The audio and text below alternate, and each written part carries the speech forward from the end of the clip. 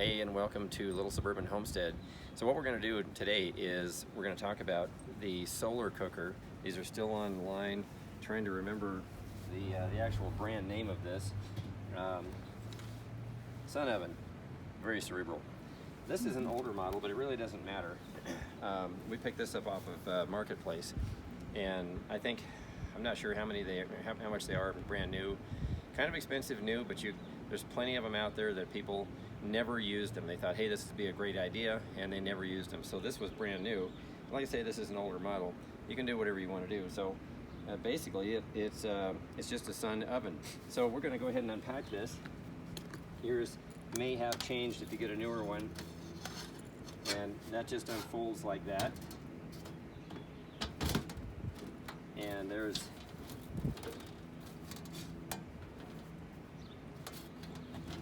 let's see. Yeah, there we go. That's it. I mean, that's literally it. Okay. And all you do is just make sure that that's aimed toward the sun. Now, right now it's, let's see, what is it, 1:30 in the afternoon? So we're going to I'm going to aim this a little bit more to the west so that as the sun sets, it keeps going. But there's a thermometer in there, and the door just opens up here. There's the thermometer. We'll go ahead and set that right there, and it'll warm up fairly fast. So what we're going to do is I'm going to let this sit out here actually today, and tonight we'll go ahead and we'll mix up something. Tomorrow we'll go ahead and put this in the sun oven, and we'll bake. You could bake bread. You could do whatever you want in here. Bread would be a little bit more difficult. We start our bread loaf. You've seen my video. We started at 450 degrees, and then we knock it down to 375 and bake it for 45 minutes. As long as you got a totally sunny day, it's, well, what is it? It's about 100 degrees today. It's kind of hot. We've had a couple 100-degree days, which is really unusual for Northern Rockies, but it's happening. Next week is supposed to be in the mid-70s and 80s, so it's kind of strange. But if you've got a good sunny day all day long, you actually could bake a loaf of bread. But this is great. This is totally great for doing most cooking you want. So anyway, yeah, just in the short while from opening up, it's gone from 100 degrees to now 145. That short a period of time, it's gone to 145. Wow. So is that working or what? That's awesome. Yeah, anyway, also what we want to talk about is where our garden has gone in the, let's see, how long has it been? It's now toward the end of June. We planted in May, so it's been about a month. Yeah. So why don't you come along with us, and we'll show you the plants, how it's going. All right, so this is the tomato garden. When you saw these plants last, they were, I don't know, just little squirts, maybe 2 feet tall at the most, maybe 18 inches. So the 40% cloth is really, really good. Everybody says, oh, tomatoes and plants have to have 100% sun. Well, we're higher up. Maybe that might be okay if you're at the lower elevations, then full sun might be okay. But here, it's very dry, and the 40% cloth, that means it cuts down 40% of the sun. And so the 60% gets through. Now, like I said, also, this is extremely tough, so hail won't get through this. I suppose if you had cantaloupe-size hail or softball-size hail, and then nothing's going to survive. But, it's not going to work. But yeah, so let's go ahead and show. The problem is it snags on everything. So let's go ahead and show you what we've got going on in here. These things are 4 feet tall at the highest. We got some back there that are still maybe 2.5 feet tall. Everybody's fairly healthy. The stalks are thickening up. You can tell the plants are getting ready. We've got blooms everywhere, blossoms everywhere. Everybody's very healthy. Here's the deal: the Thirsty Earth watering system is really working well. It's totally working well. In fact, we've got 4 275-gallon totes, and yesterday I transferred water from number 1 tote to number 4 tote, because number 4 tote was already half empty. But we've got an entire garden that's running off of this. So anyway, yeah, so these plants are thoroughly happy. I've had to get in here and weed, and we're going to go ahead and spray everything down with neem oil here because I don't want any bugs. And also we're going to be spraying, putting cayenne pepper around the perimeter. we've got flowers coming. Yep. Multiple flowers. So we're going to have a forest in here. We already do. Yep, it's going to get to the point where the plants will be all the way to the ceiling, and getting in here is going to be really fascinating. But we expect, unless something catastrophic happens, we expect a gigantic crop of tomatoes in the fall. So, guys, this is something you can do. ThirstyEarth.com. If you decide to go buy them, there's an affiliate link on our videos, and we would just appreciate that if you guys would do that, and it helps us out too. So, but either way, it's a phenomenal progress. The company there. So, anyway, let's go ahead and we'll show you what's happening down in the lower garden. Okay, so here's the bushes that we planted. They are, let's see, what are these again? These are elderberry. John's elderberry. And they're doing fine. I have two kinds, John's elderberry and Adam's elderberry. So that's a John's, that's an Adam's. This is a John's, and that's an Adam's. So we got a couple of presidents going here.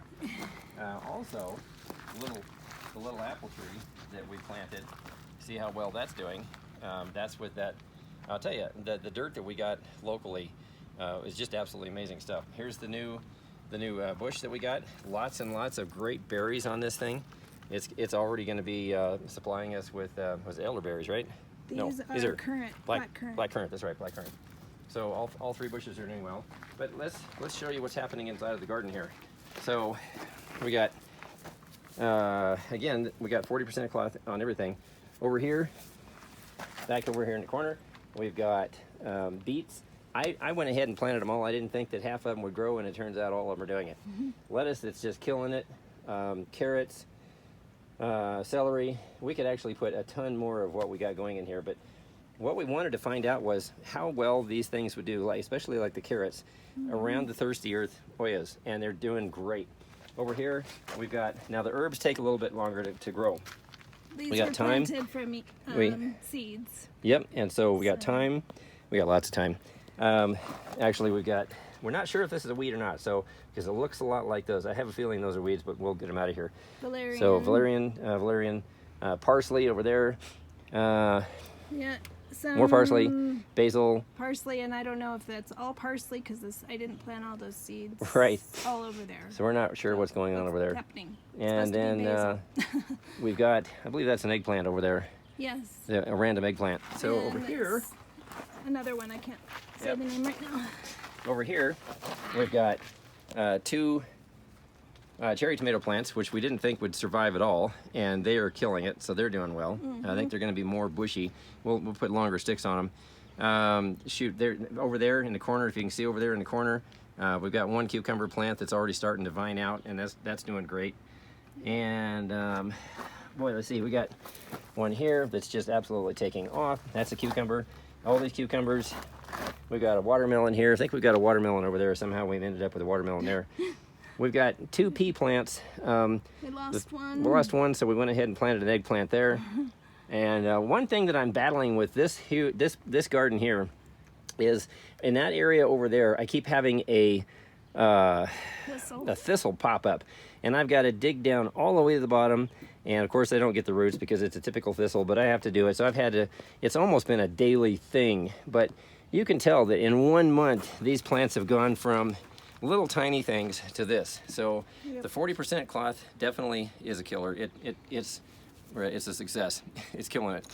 And then obviously just the best dirt that you can possibly get. You have bad dirt, you can have a bad garden. So these two things, I can't stress them enough.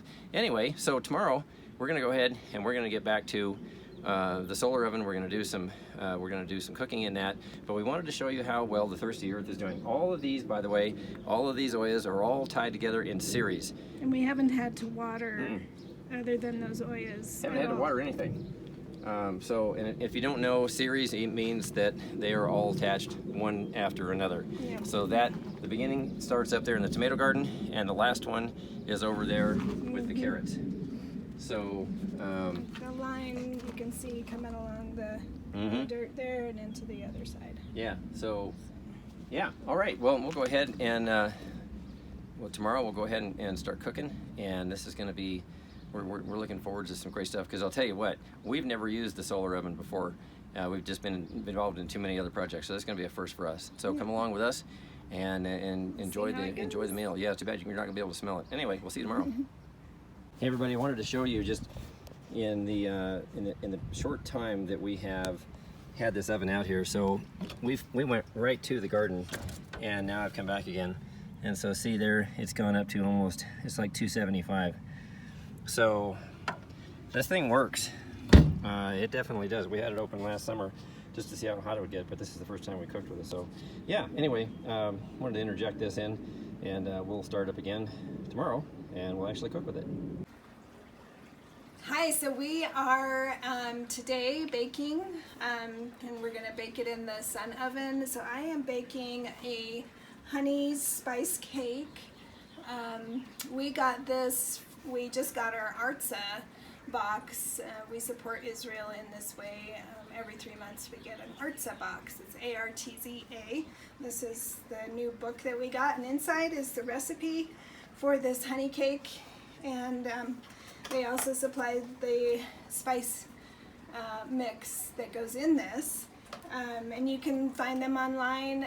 Great company that we get all kinds of interesting and wonderful products from Israel from them each time we get a box. So just wanted to put in a little plug for them, but we are making this honey cake that they sent all the ingredients and or not all the ingredients, but the spice mix and the recipe for. So, and we're going to bake it in the sun oven. So we're experimenting a little bit ourselves. We've never done this before, so we're excited, and we'll see how this comes out.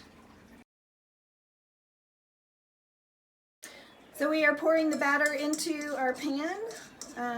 Got it all mixed up, and then we'll be setting it into the sun oven to bake.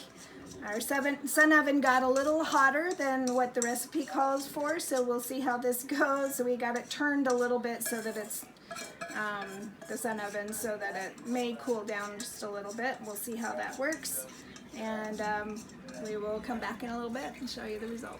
What we wanted to show here was, now I've got, people might ask, why is the honey on top of the pan? Because I'm making bread for this week, and if I don't have a weight on top of the pan, I've got holes in the top of the pan to let air out as it rises. And you can actually see the loaf in there, or the dough? So the dough is rising pretty fast, and it'll push the pan clear off. So one thing that, let's just go back to my bread recipe. One thing that I've done is when I flatten the dough out, I have started sprinkling just a little bit of flour onto that before I fold it back up and roll it and stick it in the pan. That has resulted in a much faster second rise. So just a hint. All right, let's go ahead and put this bread in the oven. All right, we're setting it into the sun oven. We're gonna be careful because it is very hot in there. So what happens, how the sun oven actually works is these 4 reflectors focus all of the sunlight into, go ahead and shut that. It's hot. There's a rubber thing right there, Okay. a little rubber tab, yeah. And they focus the sun's light into this thing, and it's black inside the box there. This is pretty cerebral. It's not real hard. I mean, it's not like a lot to figure out. Best I can tell you is it works. So anyway, all right, well, I don't remember how long we've got to be in there. We got to check the instructions to the recipe, but we'll go ahead and let it sit in there, and when it's all baked, we'll show you the results, good or bad. Okay, we're about, I don't know, 10-15 minutes into it. You can definitely tell that the bread is cooking nicely. So our thermometer is saying 290, but I think that's lying to us because the thermometer is covered up by the paper there. So anyway, we'll keep going and see how it turns out. All right, so we're gonna test the honey cake. Stick a toothpick in the center. How long has it been? About 40 minutes. Yeah, looks good. And it's clean. Yeah. Let's go ahead and take it out. Okay, we're gonna go ahead and try our bread that we do weekly and see how that goes too. So here we are with our completed honey cake that we made. It fell. We probably should have left it in the sun oven a little longer. The toothpick came out clean, was according to the recipe that we followed, but it still fell. It happens. But it's probably, it could be something to do with the temperature variation in the oven out there too. So, but we're gonna get it out of here and cut some of it, and we'll try it on camera here. So join us as we do this. Those are the 3 pieces in there. We're outside of the Yeah. We've had this happen. It's falling in normal. You know, we live at high elevation anyway, so. Yeah, it can vary because of that as well. So and we're just gonna slice it. Looks good. Looks very good Look inside. good.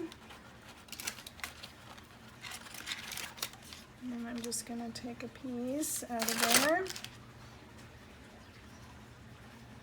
What do you think? Mm, It's got good texture too. It's not dense. it is So, very good. It wasn't wet in the middle, so that's great. Yep. All right. So very, very good. I hope you guys can try this out. Check out Artza and let us know what you think. So we're not going to put the bread in because all of a sudden we've got cloud cover coming over, and that's the one thing about the solar oven. You get cloud cover over and it will vastly lower the temperature real quick, and the sourdough bread's got to be, we start the oven at 450 and then drop it to 375, and the solar oven today was getting up to 350, which probably would have been good if we could have kept a consistent 350. We could have just kept the bread in there longer, but nope. So it's just going to sit on, it's going to go in the oven here and be traditionally baked. But this turned out to be amazing. So next time we do it, we'll leave it in for a little bit longer. We'll have but you got to have a cloud-less day, and you want to have it for probably a couple hours. So we get clouds in the afternoon. Anyway, why don't you go ahead and close this out? Well, like and subscribe. We thank you for joining us today, and please do comment. Let us know how what you think of our channel, and we'll talk to you soon.